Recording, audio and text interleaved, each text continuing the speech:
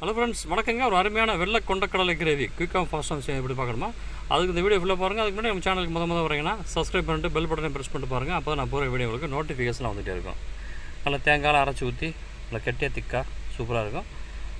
சாப்பாடுக்கெலாம் சாப்பிட்றதுக்கு ஃபண்டாஸ்டிக்காக இருக்கும். வாங்க எப்படி செய்யலாங்கிறது வீடியோவில் குயிக்காகவே பார்த்துடலாம்.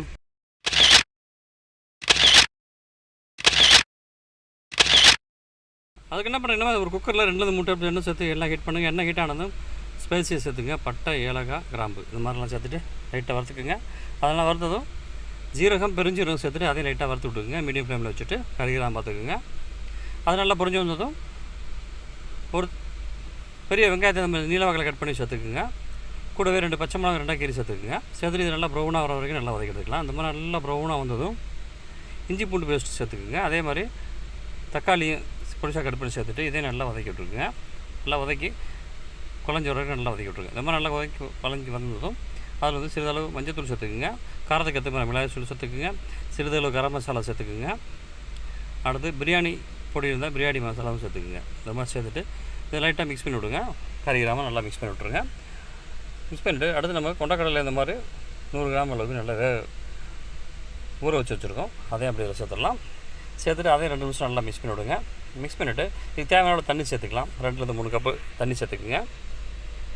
தண்ணி சேர்த்துட்டு இதுக்கு தேவையான அளவுக்கு உப்பு சேர்த்துக்குங்க.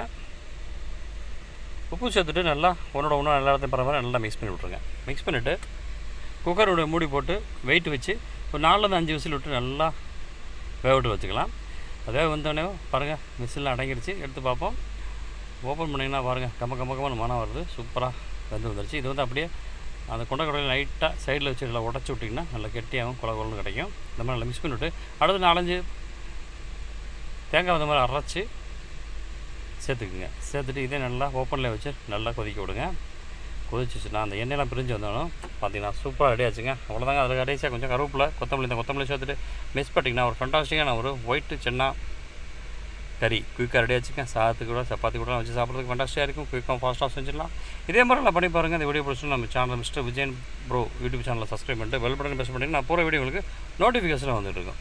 தொடர்ந்து இந்த மாதிரி வீடியோ பார்க்குறதுக்கு நம்ம சேனலில் பாருங்கள், சப்போர்ட் பண்ணுங்கள். உங்கள் ஃப்ரெண்ட் ரிலேட்டிவ்ஸ்லாம் ஷேர் பண்ணுங்கள். இந்த மாதிரி சமையல் வீடியோக்கள் நம்ம சேனலத்தோடு இருக்குது. ப்ளேலிஸ்ட்டில் பாருங்கள். தேங்க்யூ ஃபார் வாட்சிங். நன்றி, வணக்கம்.